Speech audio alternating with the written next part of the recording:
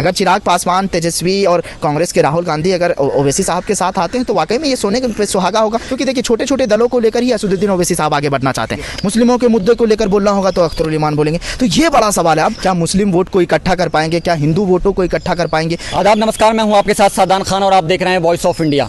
जिस तरीके से बिहार चुनाव लगातार नए नए कर्मठ लेता जा रहा है, नए नए राजनीतिक दल वहां पर अपनी बैठकों का दौर लगातार जारी है। इसी सभी मुद्दे को लेकर हमारे साथ हमारे सहयोगी सद्दाम करीमी आज हमारे साथ मौजूद हैं। इनसे जानने की कोशिश करेंगे कि क्या कुछ वहां पर चल रहा है। सद्दाम, सबसे पहले बड़ा और अहम सवाल आपसे यह है कि जो लगातार ट्विटर पर लेकर हर सोशल मीडिया पर यह ट्रेंड कर रहा है कि ओवैसी पर सबकी नजरें हैं, इस वक्त सब ये जानना चाहते हैं कि सबसे पहले ओवैसी क्या हिंदुओं को टिकट देंगे या सिर्फ मुस्लिम के ऊपर फोकस रहेगा? देखिए सादान, ये बड़ा समझना दिलचस्प हो जाता है क्योंकि बिहार विधानसभा चुनाव होने हैं और इन सब सारी चीज़ों को लेकर सवाल इस बात को लेकर भी हो रहा है कि क्या आने वाले समय में असदुद्दीन ओवैसी अपना कहीं ना कहीं दमखम दिखाएंगे, क्या मुस्लिम वोट को इकट्ठा कर पाएंगे, क्या हिंदू वोटों को इकट्ठा कर पाएंगे? ये बड़ा सवाल है, उनके सामने चुनौती भी है। अब देखिए कि अख्तरुल ईमान साहब अकेले हर साल वो मेहनत करते हैं, हर चीज़ को लेकर वो खड़े होते हैं। विधानसभा में बोलना होगा तो जो है अख्तरुल ईमान बोलेंगे, बाढ़ पर बोलना होगा तो अख्तरुल ईमान बोलेंगे, लिंचिंग पे बोलना होगा तो अख्तरुल ईमान बोलेंगे,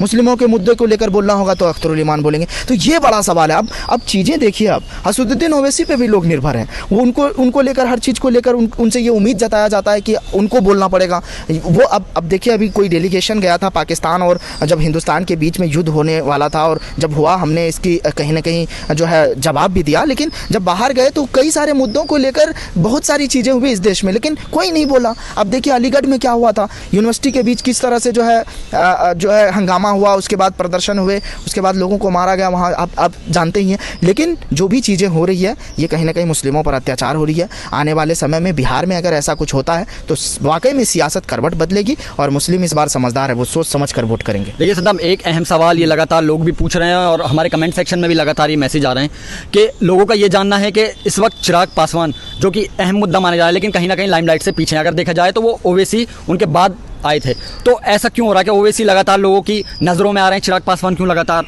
नहीं देखिए चिराग पासवान की एक अलग इमेज है, रामविलास पासवान का एक अलग इतिहास रहा है, सामाजिक मुद्दे को लेकर वो आगे बढ़े हैं हमेशा।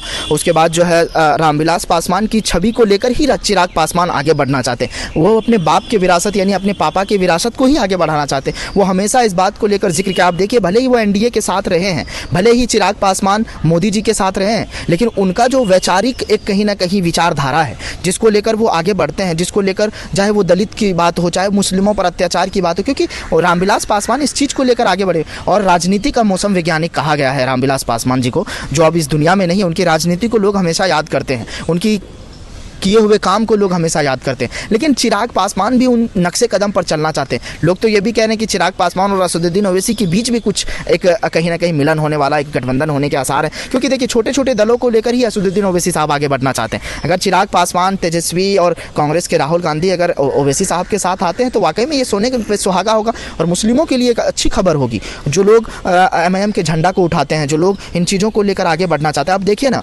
असदुद्दीन ओवैसी साहब को शहाबुद्दीन जैसे बड़े लीडर की तलाश है, तस्लीमुद्दीन जैसे बड़े लीडर की तलाश। आप अररिया में जाके देखिए, मुस्लिमों का कोर वोट बैंक है, वहाँ पर उनके बेटे को पिछले बार टिकट देती है MIM, शहनबाज साहब को, वो जाकर जीत करके फिर RJD में चले जाते। तो ये कहीं ना कहीं देखिए पीठ में छोड़ा घोंपने का काम करते हैं ये लोग, लेकिन इन चीज़ों से बचना चाहिए। अगर आप पर जनता भरोसा करके वोट दिया है, MIM के झंडे तले आपको वोट मिला है, तो आपको उनको आगे भी बढ़ाना चाहिए, उस कारवा को आगे बढ़ाइए। आप उन पर जीत के आते हैं फिर दूसरे पार्टी में चले जाते हैं तो इससे आपकी छवि धूमिल होगी, आपको लोग वोट देने में कतराएंगे। लेकिन अब देखिए शहाबुद्दीन साहब को लेकर बात हो रही है, शहाबुद्दीन साहब के बेटे उसामा साहब को टिकट देने की बात चल रही है।